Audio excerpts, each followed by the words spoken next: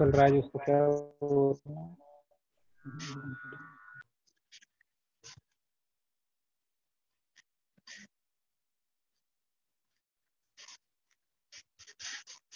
Unmute करिए, unmute.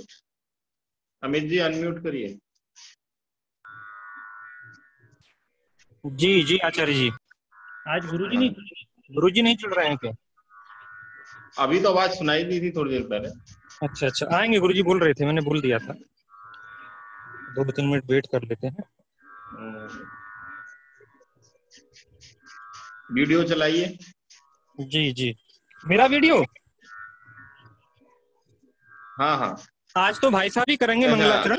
नरु अच्छा अच्छा, भाई साहब करेंगे तो ठीक है, भाई साहब का हम चला देते हैं वीडियो। हाँ भाई साहब को आप स्पॉटलाइट वीडियो। फ्रंट पर रखो। हाँ, अब भाई साहब का ही दिखाई देगा। जी बस ठीक है।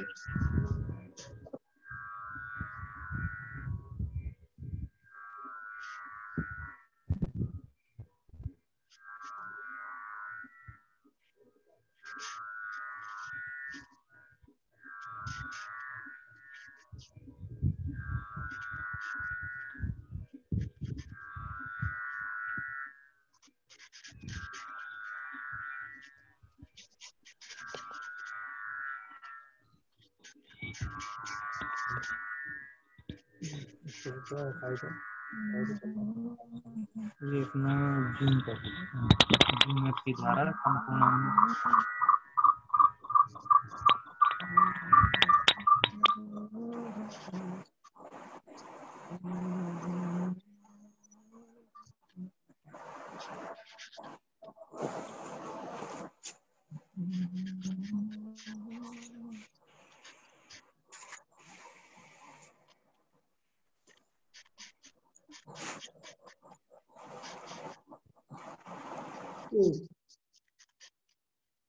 हरिओम।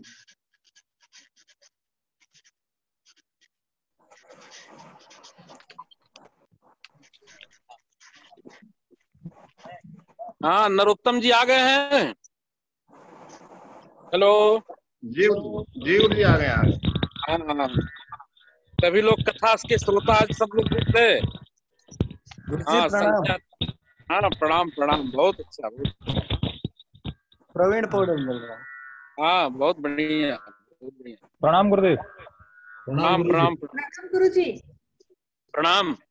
आज देखिए करपात्र स्वामी के प्राकट्य उत्सव के निमित्त में यहाँ पर करपात्र दिवाली मनाई जाती है। धर्म संघ में मैं हूँ, यहीं से लाइव। आज देखिए चारों ओर दीप जल रहे हैं और महाराज श्री का जो है जन्म जयंती मनाई जा रही है।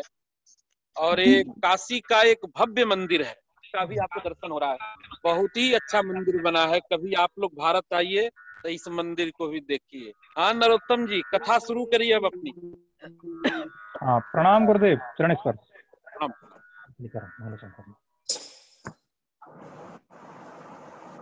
और एक निवेदन है, कल आप सभी लोग 1 बजे इस जूम के माध्यम से जुड़िएगा, क्योंकि कल वेबिनार भी है करपात्री स्वामी जी के ऊपर। तो 1 बजे भी आप सभी जुड़िएगा यहाँ। अब शुरू करिए। ठीक है गुरुजी, प्रणाम।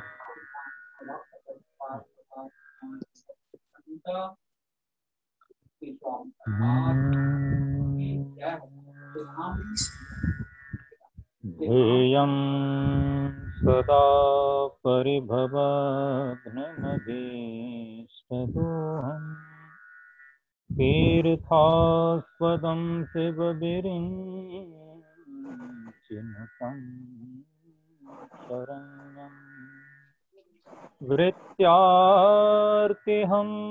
प्रणतपालभवा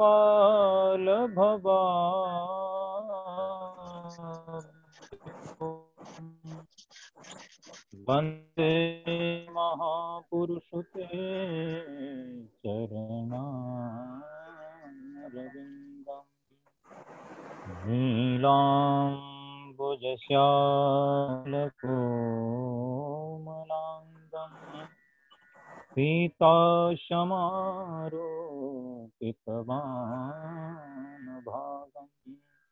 पाणौ महाशायकचारुचापम् नमामि रामं रघुवंशनाथम्। श्री कृष्णाय नमः। श्री गुरुभ्यो नमः।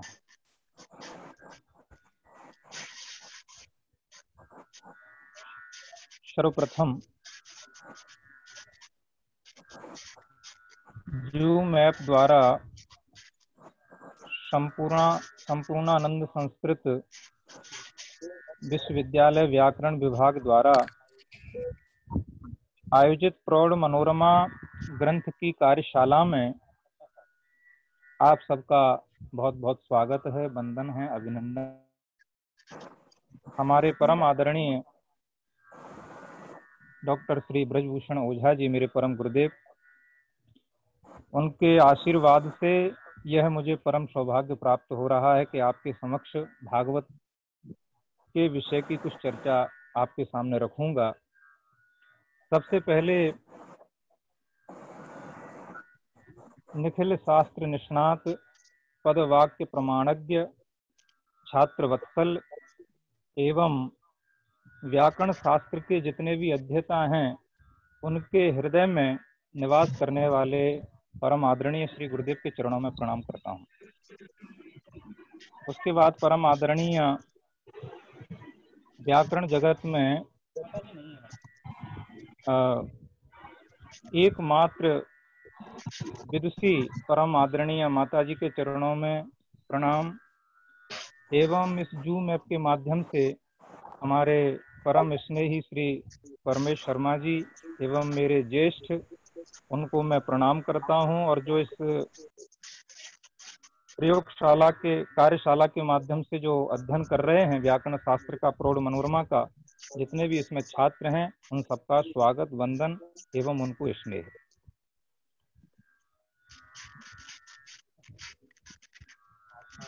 आज का हमारा विषय है भक्ति परक ग्रंथ श्रीमद् भागवत महापुराण का आविर्भाव एवं उसकी आवश्यकता तथा अन्य पुराणों से उसकी श्रेष्ठता, यह आज का एक विषय है। तो जब तक विषय निर्धारित नहीं होगा, ध्यान देने में भी बड़ी कोई न कोई विषय तो होना चाहिए, उसी का उपस्थापन किया जाए। तो श्रीमद् भागवत महापुराण भक्ति परक ग्रंथ है। हमारे शास्त्रों में भगवत प्राप्ति के मुख्य रूप से 3 साधनों का उल्लेख है। तत्र भगवत प्राप्तये ज्ञान वैराग्यादीनि बहूनि साधनानि शास्त्रेषु वर्णितानि सन्ति। भगवत प्राप्ति के 3 साधन हैं, ज्ञान, वैराग्य एवं भक्ति। किंतु इन दोनों साधनों से भक्ति की एक विशेषता है, किंतु तानि सर्वाण्यपि अकिंचित कराणि भक्ति तुलनायाम। दोनों साधनों से भी, ज्ञान वैराग्य से भी अति सरल साधन है भक्ति मार्ग। प्रमाण के रूप में श्रीमद् भगवत गीता में, गीतायाम स्वयं भगवता श्री मुखेन प्रतिपादितम, भगवान का वाक्य है, भक्त्या माम अभिजानाति। भगवान को किस प्रकार जाना जाए, किस प्रकार प्राप्त किया जाए, तो भगवान कहते हैं कि भक्ति के माध्यम से साधक मुझे सरलता से जान सकता है। श्रीमद् भागवत महापुराण के अंतर्गत उसके महात्म्य में सनत कुमारेणापि इति उक्तम भक्त्या कृष्णः पुरः स्थितः। जो लोग भक्ति का आश्रय लेते हैं, जो भक्ति का आश्रय लेते हैं, भगवान कहते हैं मैं उनके समक्ष प्रकट हो जाता हूँ। भक्त्या कृष्णः पुरः स्थितः। तो अतः ज्ञान वैराग्य की अपेक्षा भक्ति की बड़ी अद्भुत महिमा है। श्रीमद् भगवत गीता में 12वें अध्याय में जो भक्ति योग का वर्णन भगवान ने किया है, उसमें भी भगवान ने एक बड़ी अद्भुत बात बतलाई कि क्लेशोदि कतरस्तेषाम अव्यक्ता सत्य चेतसाम अव्यक्ता ही गतिर दुखम देह वदवीर अवाप्यते। ज्ञान के माध्यम से भी मैं प्राप्त हो सकता हूँ, मैं जाना जा सकता हूँ, परंतु भगवान कहते हैं कि उस मार्ग से जानने वाले के लिए मार्ग में बड़ा क्लेश है, बड़ा कष्ट है। इसीलिए भक्ति से भगवान अति सरलता के द्वारा प्राप्त हो सकते हैं। हमारे शास्त्रों में भक्ति के भी भेद किए हैं। भक्ति कितने प्रकार की होती है तो कहते हैं तत्र पुराणेषु नवविधा भक्ति वर्णिता। 9 प्रकार की भक्ति होती है। श्रवणम कीर्तनम विष्णु स्मरणम पाद सेवनम अर्चनम वंदनम दास्य सख्यमात्म निवेदनम। इन 9 प्रकार की भक्ति में भी प्रश्न ये हमारे बीच में आता है कि 9 प्रकार की भक्ति में सर्वप्रथम किस भक्ति का आश्रय लिया जाए। सर्वप्रथम किस भक्ति का हम आश्रय लें। कुछ हमारे साधक होते हैं, वो कोई कीर्तन भक्ति का आश्रय लेता है, कोई सत्य भक्ति का आश्रय लेता है, कोई आत्म निवेदन करके उस भक्ति का आश्रय लेता है, कोई कीर्तन भक्ति का आश्रय लेता है। परंतु हमारे भागवत के प्रसिद्ध टीकाकार श्रीधर स्वामी जी महाराज बड़ा अच्छा उल्लेख कर रहे हैं। यथा प्राकृतो जनः प्रासाद आरोहणे क्रमेण निःसृण्या आश्रयम करोति। जिस प्रकार कोई व्यक्ति अपने छत पर ऊपर चढ़ने के लिए जाने के लिए जिस प्रकार नसैनी या सिद्धि का आश्रय लेता है, तो उसमें क्रमतः सीढ़ी, एक सीढ़ी, फिर दूसरी सीढ़ी, फिर तीसरी सीढ़ी, क्रमशः ऊपर चढ़ता है। और एक हमारे शास्त्र में होता है मंडूकप प्लुत्तन न्यायेन। यदि मेढक हिसाब से यदि उसमें वो है पहली सीढ़ी पर पैर नहीं रखा और दूसरी पर नहीं रखा और तीसरी पर रख लिया, तीसरी पर नहीं रखा, चौथी पर नहीं रखा, 5वीं पर रख लिया, इस प्रकार क्रमशः यदि उसका आश्रय नहीं लेता तो उसमें साधक के लिए अधःपतन संभावना संजायते, उसके पतन की संभावना बनी रहती है। तो 9 प्रकार की भक्ति में सर्वप्रथम किस भक्ति का आश्रय लिया जाए तो हमारे श्रीधर स्वामी कहते हैं, बोले अतः प्रथमम सर्वैः श्रवण भक्तिरेव आश्रयणीया। सबसे पहले साधक को 9 प्रकार की भक्ति में सबसे पहले श्रवण भक्ति का आश्रय लेना चाहिए। श्रुति भी इसका प्रमाण देती है। श्रोतव्यो मंतव्यो निधिध्यासितव्य इति श्रुत्यापि श्रवण भक्तिरेव वैशिष्ट्यम दृढ़ीकृतम। सबसे पहले हम श्रवण करें, उसके बाद में मनन करें, उसके बाद में निधिध्यासन। तो श्रुति भी इसका प्रमाण है कि सबसे पहले श्रवण भक्ति का ही आश्रय लेना चाहिए। इस विषय में गोस्वामी तुलसीदास जी महाराज ने भी बड़ा रामचरितमानस के माध्यम से उल्लेख किया है। 4 युग हैं, सतयुग, त्रेता, द्वापर और कलयुग। सतयुग में भगवत प्राप्ति का साधन क्या है तो गोस्वामी तुलसीदास जी कहते हैं, कृतयुग सब योगी विज्ञानी करे हरि ध्यान तरई भव प्राणी। सतयुग में लोग भगवान का ध्यान करके भगवान को प्राप्त करते थे। धीरे धीरे युग बदला तो त्रेता युग में भगवत प्राप्ति का साधन क्या है। गोस्वामी जी कहते हैं, त्रेता विविध यज्ञ नर करहि प्रभु ही समर्प कर्म भग तरहि। त्रेता युग में यज्ञ यागादि के द्वारा भगवान को प्राप्त किया जा सकता है और करते थे। पुनः तीसरे नंबर पर युग आया द्वापर। तो युगानुसार भगवान की प्राप्ति के साधन में भी भेद अंतर आया। द्वापर में भगवान को कैसे प्राप्त किया जाए तो द्वापर के लिए कहते हैं, द्वापर करे रघुपति पद पूजा नर भव तरहि उपाय न दूजा। द्वापर युग में भगवान की पूजा करके भगवान को प्राप्त करते थे। कलयुग के बारे में गोस्वामी जी कहते हैं, कल केवल रघुपति गुण गाहा गावत नर पावई भव थाहा। कलयुग में भगवत प्राप्ति का केवल एक ही साधन है, यह कल काल न साधन दूजा जोग न जप तप व्रत मख पूजा राम ही सुमरीय गाई राम ही संतत सुनिए राम गुण ग्राम ही।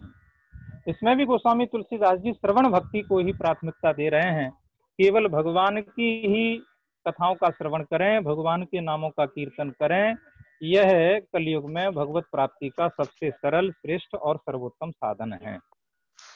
तो इस तरह से भगवत प्राप्ति के साधनों में भगवान की भक्ति की बड़ी अद्भुत महिमा है। हमारे परम आदरणीय गुरु जी के माध्यम से प्रौढ़ मनोरमा का बहुत ही सुंदर पाठ चल रहा है, जिसमें बहुत सारे लोग लाभान्वित हो रहे हैं। विद्वान सिद्धांत कौमुदी के कारक प्रकरण में एक वार्तिक है, किलृपी संपद्य मानेच, और उसमें भट्टू जी दीक्षित जी उदाहरण दे रहे हैं, भक्तिर ज्ञानाय कल्पते। बहुत ही हम लोगों के बीच में एक विलक्षण प्रश्न है कि ज्ञान परक भक्ति हो कि भक्ति परक ज्ञान हो। यह कई बार बात स्पष्ट नहीं हो पाती।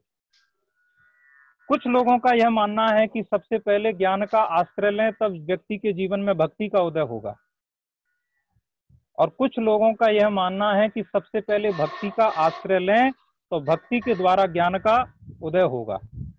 इस विषय में हमारे भट्टू जी दीक्षित जी भी उदाहरण के माध्यम से इस बात को स्पष्ट करते हैं। उन्होंने भी शास्त्रीय प्रमाण दिया है कि भक्तिर ज्ञानाय कल्पते, भक्ति का फल है हमारे जीवन में ज्ञान। यदि जीवन में भक्ति आ जाएगी तो ज्ञान भी प्रकट हो ही जाएगा, क्योंकि भक्ति का फल ज्ञान है। श्रीमद् भागवत में वह भक्ति किस प्रकार की हो, श्री वेदव्यास जी महाराज कहते हैं, सवै पुंसाम परो धर्मो यतो भक्ति रदोक्षजे अहेतुक्य प्रतिहता ययात्मा संप्रसीदति। भगवान अदोक्षज में यदि किसी भी तरह से प्रीति उत्पन्न हो जाए, उसी का नाम है सवै पुंसाम परो धर्मो। यही परम धर्म है, यही पर धर्म है। और वह भक्ति के दो विशेषण दिए। वह भक्ति किस प्रकार की हो, बोले एक भक्ति का पहला विशेषण है अहेतुकी, और दूसरा उस भक्ति का विशेषण है अप्रतिहता।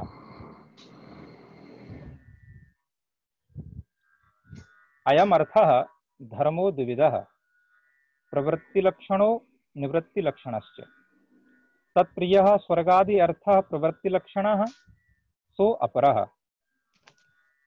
स्वर्गादि लोकों की कामना से जो धर्माचरण किया जाता है वह प्रवृत्ति लक्षण धर्म के अंतर्गत आता है।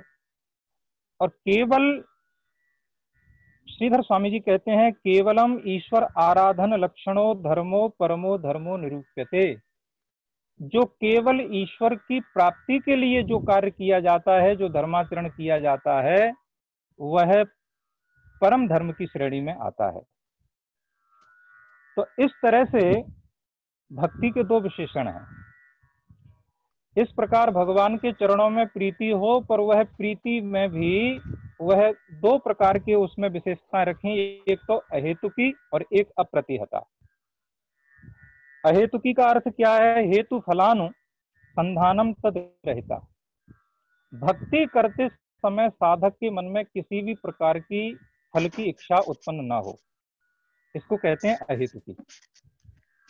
जिस प्रकार आज के समय में यदि कहा जाए तो ऐसा कोई ढूंढते नहीं लगेगा जो ईश्वर की भक्ति हो, पर उसकी इच्छा है। फल की इच्छा को लेकर के जो भक्ति है वो हेतु की भक्ति है। और श्रीमद् भागवत में जो परम धर्म के रूप में जिसका निरूपण किया जा रहा है वह अहेतु की भक्ति है। जिस प्रकार से उदाहरण के तौर पर किसी व्यक्ति को बुखार आता है, बुखार आने पर वह बुखार उतारने की दवाई खा लेता है। तो दवा खाने पर यदि वह कोई व्यक्ति कहे कि देखो हम दवा को कितना प्रेम करते हैं, कि देखो हम दवा खा रहे हैं, पर दवा खाने में भी कारण है कि हम बुखार को उतारने के लिए दवा खा रहे हैं। जिस दिन ये बुखार उतर जाएगा उस दिन दवा का हम दर्शन भी नहीं करेंगे।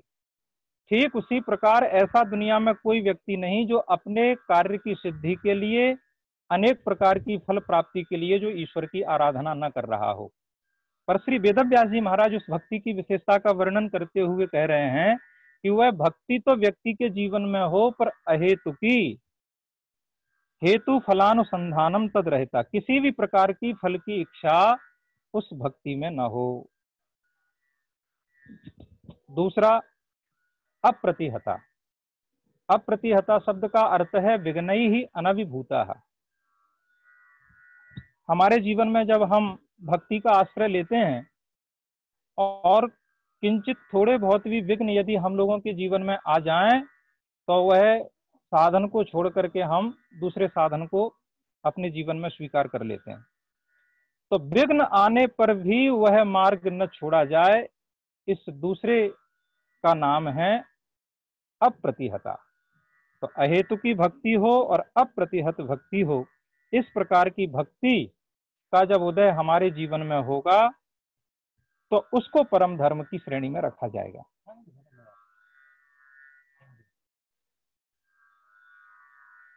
कई बार जिज्ञासुओं के मन में, हम लोगों के मन में प्रश्न आता है कि क्या इस प्रकार की भक्ति का उदय किसी के जीवन में हुआ?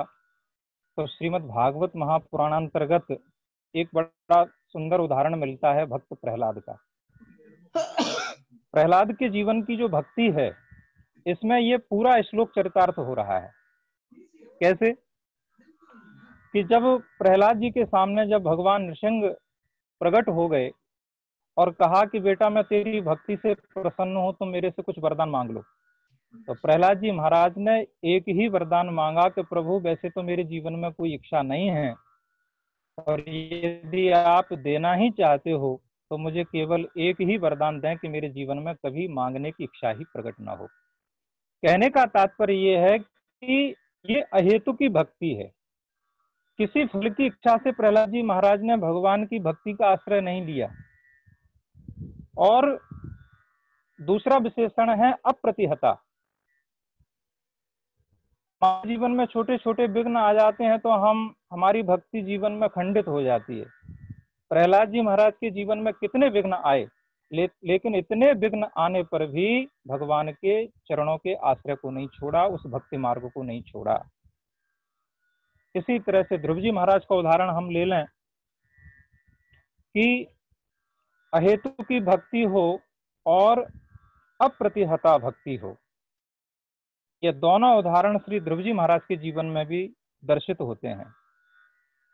किसी फल की इच्छा को लेकर के ध्रुव जी महाराज नहीं, जब भगवान को प्राप्त किया और भगवान ने कहा कि बेटा तुम 36,000 वर्षों तक पृथ्वी का राज्य करो, तो मन में ग्लानि हो गई कि मैंने भगवान को प्राप्त कर लेने के बाद क्या ये मरने मिटने वाली गद्दी को प्राप्त कर लिया। ग्लानि ध्रुव जी महाराज के मन में हुई। और ध्रुव जी महाराज जब जंगल में भगवान का भजन करने के लिए जब जा रहे थे और देवर्षि नारद जी गुरु के रूप में प्राप्त हुए और जब उपदेश देकर के चले गए, मंत्र देकर के चले गए, स्थान बता करके चले गए, तो ध्रुव जी महाराज ने जब वह साधना को आरंभ किया तो इतने विघ्न आए, पर विघ्न आने पर भी ध्रुव जी महाराज ने उस मार्ग को छोड़ा नहीं। तो इसीलिए श्री वेद व्यास जी महाराज कहते हैं कि 9 प्रकार की भक्ति में हम श्रवण भक्ति का आश्रय लें, और उस भक्ति में भी, उस भक्ति की भी सवई पुंसाम परो धर्मो यतो भक्ति रदोक्षजे अहेतुक्य प्रतिहता ययात्मा संप्रसिद्धति। इस प्रकार की भक्ति से भगवान बहुत ही जल्दी प्रसन्न होते हैं। एक श्लोक श्री वेद व्यास जी महाराज इस विषय में और कहते हैं कि भक्ति का आश्रय लें कि ज्ञान का आश्रय लें। तो श्री वेद व्यास जी महाराज ने भागवत के अंतर्गत इस बात को बड़ा स्पष्ट किया है। वासुदेवे भगवती भक्ति योगः प्रयोजितः जनयत्यासु वैराग्यम ज्ञानं च यद हेतुकम्। भगवान वासुदेव में भक्ति योग होने पर शीघ्र ही ज्ञान और वैराग्य का उदय हो जाता है। इसीलिए सर्वप्रथम हमको भक्ति का ही आश्रय लेना चाहिए। भक्ति यदि जीवन में आ गई तो श्री वेद व्यास जी महाराज कहते हैं कि भगवान श्री कृष्ण के चरणों में भक्ति का उदय होते ही जनयत्यासु वैराग्यम, वैराग्य का भी उदय होगा और ज्ञान का भी उदय होगा। तो इस प्रकार की भक्ति हमारे जीवन में हो तो ज्ञान वैराग्य को वह जन्म देती है। इस बात पर एक बड़ा प्रश्न हम लोगों के मन में आता है। श्रीधर स्वामी ने टीका में यह निर्देश दिया है कि ननुतम एतम वेदानुवचनेन ब्राह्मणा विविदिशन्ति यज्ञेन दानेन तपसा अनासकेन इत्यादि श्रुतिभ्यो धर्मस्य ज्ञानांगत्वं प्रसिद्धम। वेद का स्वाध्याय करके, वेद का अध्ययन करके ब्राह्मण लोग उस परम तत्व को जानना चाहते हैं। वेद का अध्ययन करके उस तत्व को प्राप्त करना चाहते हैं। यज्ञ के द्वारा, ज्ञान के द्वारा, दान के द्वारा, तपस्या के द्वारा, व्रत आदि के द्वारा, तो जो धर्माचरण है उससे भी वह ज्ञान की प्राप्ति होती है। यज्ञ करके, दान करके, तपस्या करके, व्रत आदि करके वह परम ज्ञान स्वरूप वह ज्ञान हमको प्राप्त हो। इधर श्रुति कहती है कि सबसे पहले धर्माचरण करके ज्ञान प्राप्त होता है, ज्ञान की उत्पत्ति होती है। तो तत्व तो भक्ति हेतुत्वम उच्यते। और इधर श्री वेदव्यास जी महाराज कहते हैं कि वासुदेवे भगवती भक्ति योगः प्रयोजितः जनयत्यासु वैराग्यम ज्ञानं च यद हेतुकम। यहाँ पर हमारे श्रीधर स्वामी कहते हैं कि तत्तु भक्ति द्वारेण इत्याह। बड़ा सुंदर उदाहरण दिया। जिस प्रकार यदि जीवन में, बात तो ठीक है, भक्ति का यदि उदय होगा तो ज्ञान वैराग्य का उदय होगा।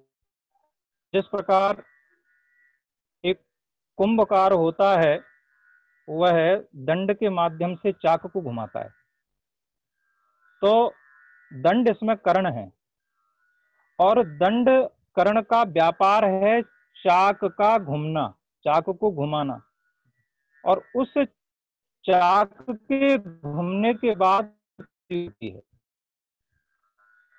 तो उसी प्रकार इस विषय में भी धर्माचरण करण है और उस धर्माचरण के द्वारा क्या होता है बोले, ईश्वर के चरणों में प्रीति उत्पन्न होती है। और जब प्रीति उत्पन्न होती है, धर्माचरण का व्यापार है भगवान के चरणों में प्रीति उत्पन्न होना, और भगवान के चरणों में जब प्रीति उत्पन्न होती है तो उसका फल है ज्ञान और वैराग्य का जन्म होना। वही बात श्री वेदव्यास जी महाराज कहते हैं कि इस प्रकार जब भगवान के चरणों में जब भक्ति योग हो जाएगा तो ज्ञान वैराग्य का स्वतः ही हृदय में प्रादुर्भाव हो जाएगा। श्रीमद् भागवत में वेदव्यास जी महाराज ने एक बड़ी अद्भुत बात कही। बोले, जिस धर्माचरण के द्वारा भगवान के चरणों में यदि प्रीति उत्पन्न नहीं होती, जिस ज्ञान के द्वारा, जिस साधन के द्वारा भगवान के चरणों में यदि प्रीति उत्पन्न नहीं होती, वह केवल श्रम ही केवल बन करके रह जाता है। वह साधन होकर के रह जाता है, वह साध्य की प्राप्ति नहीं करा सकता। धर्मः स्वनिष्ठितः पुंसाम विश्वक्सेन कथासु यः नोत्पादयेद यदि रतिम श्रम एव ही केवलम। जिस साधन के द्वारा, जिस ज्ञान के द्वारा, जिस धर्माचरण के द्वारा यदि भगवान की कथाओं में, भगवान के चरित्रों में प्रीति उत्पन्न ना हो और वह प्रीति को उत्पन्न ना करे, तो केवल वह श्रम ही है, उससे हमको लाभ कुछ नहीं हुआ। इस तरह से भगवत प्रीति रूपी व्यापार के द्वारा ज्ञान और वैराग्य का फल के रूप में जन्म होता है। अतः भक्ति की और भगवत प्रीति की बड़ी अद्भुत महिमा है। वह ज्ञान किस प्रकार का हो, उसके बारे में हमारे वेदव्यास जी महाराज कहते हैं कि वह एक ज्ञान होता है हेतु ज्ञान और एक ज्ञान होता है अहेतुक ज्ञान। सबसे पहले हम ये जानें कि हेतु ज्ञान क्या है।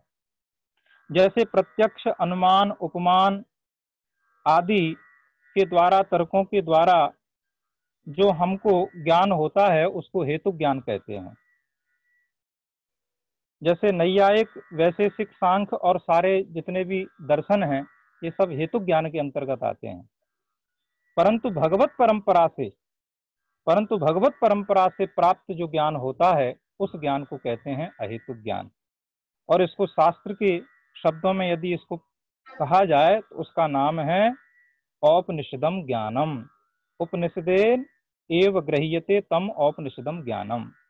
जो परंपरा से प्राप्त जो ज्ञान है, तो इस प्रकार सवै पुंसाम वासुदेवे भगवती भक्ति योगः प्रयोजितः जनयत्यासु वैराग्यम ज्ञानं च यद हेतुकम। भगवान के चरणों में प्रीति उत्पन्न होने पर वैराग्य भी उत्पन्न होगा, ज्ञान भी उत्पन्न होगा, और वह कैसा होगा? बोले अहेतुकम। वह हेतुक ज्ञान नहीं होगा, वो अहेतुक ज्ञान होगा। इस विषय में वैराग्य और ज्ञान की उत्पत्ति होगी। हमारे शास्त्रों में वैराग्य को 4 भागों में विभक्त किया गया है। एक होता है वैराग्य, एक होता है मंद वैराग्य, एक होता है तीव्र वैराग्य, और एक होता है तीव्रतर वैराग्य।